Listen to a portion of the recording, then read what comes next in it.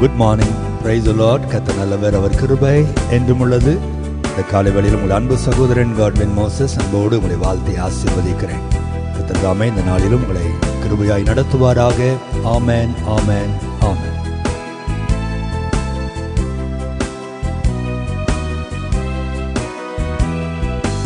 எந்த நிலையில் நான் இருந்தாலும் என்னை வெறுக்காதவர் என் இயேசு ஒருவரே, என் தேவன் ஒருவரே.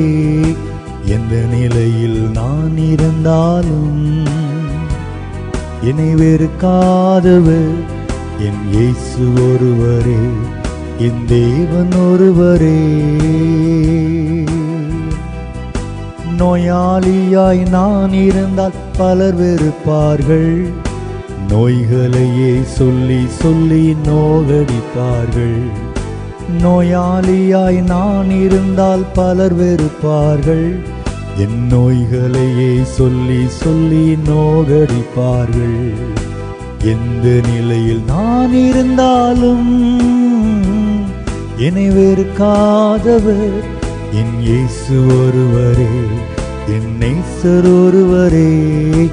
எந்த நிலையில் நான் இருந்தாலும் என்னை வெறுக்காதவர் என் இயேசு ஒருவரே, என் நேசர் ஒருவரே. அநாதையாய் நான் இருந்தால் பலர் வெறுப்பார்கள், அன்பு வேண்டுமா என்று அலைய வைப்பார்கள். அநாதையாய் நான் இருந்தால் பலர் வெறுப்பார்கள், அன்பு வேண்டுமா என்று அலைய வைப்பார்கள். எந்த நிலையில் நான் இருந்தாலும் என்னை வெறுக்காதவர் என் இயேசு ஒருவரே, என் நேசர் ஒருவரே.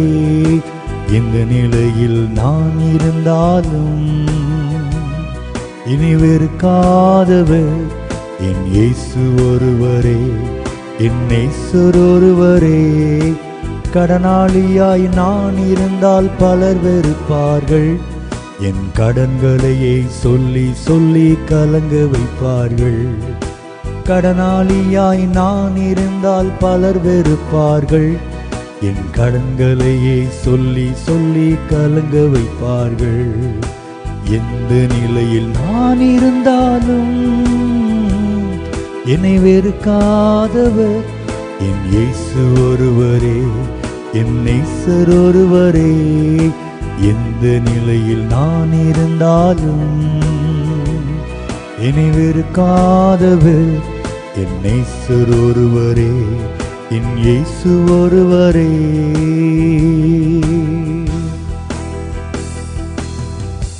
தேவனுடைய பிள்ளைகளே, அனாதை போல உணர்கிறீர்களா? பிள்ளைகள் இருந்தும் பிரயோஜனம் இல்லை பிரதர், யாருமே என்கிட்ட அன்பா பேசுறதே இல்லை என்று அநேக பெற்றோர்கள் என்கிட்ட சொல்லி வருத்தப்படுகிறது, ஞாபகம் வருகிறது. கணவர் இருக்கிறார், பெயருக்கு இருக்கிறார் பிரதர், அவரிடத்துல ஒரு அன்பையும் நான் இதுவரைக்கும் ருசிக்கவே இல்லை என்று புலம்புகிற சகோதரிகள் உண்டு. பெற்றோர்கள் இருக்கிறார்கள், ஆனால் பெற்றோரின் அன்பு இதுவரைக்கும் எனக்கு கிடைக்கவில்லை என்று புலம்புகிற பிள்ளைகளும் உண்டு. உலகமே அன்புக்காக ஏங்கி கொண்டிருக்கிறது. யாராவது உண்மையாய் என்னை நேசிப்பார்களா என்று ஏங்கி கொண்டிருக்கிற ஒரு உலகத்தில் நாம் வாழ்கிறோம். ஒருவேளை நீங்களும் அப்படித்தான் அன்புக்காக ஏங்கி இருக்கலாம். என்னுடைய பிள்ளைகளே, மெய்யான அன்பை ஒரு நாளும் மனிதனால் தரவே முடியாது. எந்த மனுஷனும் மாயை என்று வேதம் சொல்லுகிறது. பணத்திற்காக சிலர் நம்மை நேசிக்கிறார்கள், நம்முடைய அந்தஸ்தைக்காக சிலர் நம்மை நேசிக்கிறார்கள், நம்மிடத்திலே காரியமாக வேண்டும் என்று சிலர் அன்பு கூறுகிறார்கள், சிலர் வேற எதையாவது எதிர்பார்த்து நம்மிடத்தில் அன்பு கூறுகிறார்கள். சில பெற்றோர்களை பார்க்கிறேன், ரிட்டையர்டு ஆற வரைக்கும் என் பிள்ளைகள் அன்பா இருந்தாங்க பிரதர். ரிட்டையர்ட் ஆகி அந்த பணத்தை எல்லாம் பிரித்து கொடுத்த பிறகு வேலைக்காரர்களை விட கேவலமா எங்களை வைத்திருக்கிறார்கள். ஒரு நாளும் என்னிடத்தில் அன்பாய் பேசுவதே இல்லை, எரிந்து விழுகிறார்கள். கேட்கிற கேள்விக்கு கூட பதில் சொல்ல மாட்டேங்கிறாங்க. முகத்தை பார்த்து கூட என் பிள்ளைகள் பேசுவதில்லை என்று அழுகிற பெற்றோர்கள் உண்டு. தெய்வ பிள்ளைகளே, அழாதருங்கள். கணவனின் அன்பு, மனைவியின் அன்பு, பிள்ளைகளின் அன்பு வேண்டும் என்று ஏங்கி ஒரு நாளும் அழுது ஏமாந்து போகாதருங்கள். இயேசுவின் அன்பு ஒன்று போதும்.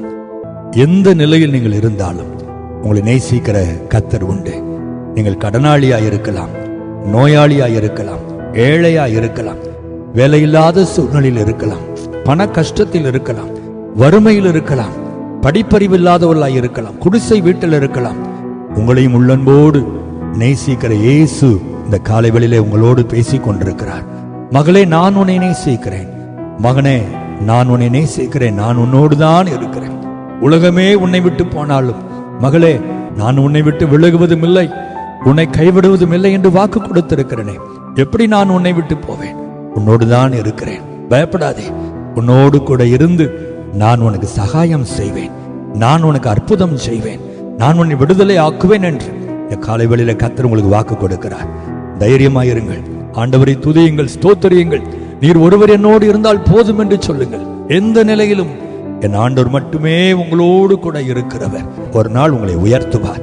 உங்கள் கண்ணீர் மாறும், உங்கள் வேதனைகள் மாறும், உங்கள் துக்கம் சந்தோஷமாய் மாறுவதை நீங்கள் காண்பீர். ஜெபிப்போமா? நல்ல ஆண்டவரே, எந்த நிலையிலும் எங்களோடு கூட இருக்கிறவரே, உம்மை துதிக்கிறோம்ப்பா.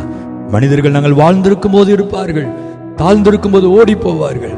ஆனால் நீரோ எந்த சூழ்நிலையிலும் எங்களோடு கூட இருக்கிறவராய் இருப்பதற்காக ஸ்தோத்திரம், கோடி ஸ்தோத்திரம். இன்னைக்கு நீர் பேசின வார்த்தைகளுக்காக ஸ்தோத்திரம். யாரெல்லாம் அனாதைகளைப் போல உணர்ந்தார்களோ, யாரெல்லாம் உண்மையான அன்புக்காய் ஏங்கிக் கொண்டிருந்தார்களோ, மனித அன்பை நோக்கி இனி உம்முடைய பிள்ளைகள் ஓடாமல் தேடாமல் கர்த்தரிடத்திலே அன்பு கூர்ந்து உம்முடைய அன்பை ருசித்து பார்த்து ஒவ்வொரு நாளும் மகிழ்ச்சியோடு ஆசீர்வாதமாய் சமாதானமாய் வாழ உம்முடைய அன்பு பிள்ளைகளுக்கு நீர் இரக்கம் செய்யும்படி நான் ஜெபிக்கிறேன். உம்முடைய பிள்ளைகளுடைய எல்லா தாழ்மையின் சூழ்நிலைகளை கர்த்தர் மாற்றுவீராக. வியாதிகளை கர்த்தர் மாற்றுவீராக. கடன் பிரச்சனைகளை கர்த்தர் மாற்றுவீராக. நீர் உம்முடைய பிள்ளைகளோடு கூட இருக்கிறபடியினாலே எல்லா துக்கத்தையும் சந்தோஷமாய் மாற்றி பிள்ளைகளை மகிழ பண்ணும் ஆசீர்வதியும் இயேசுவின் நாமத்தில் பிதாவே. ஆமென், ஆமென், ஆமென்.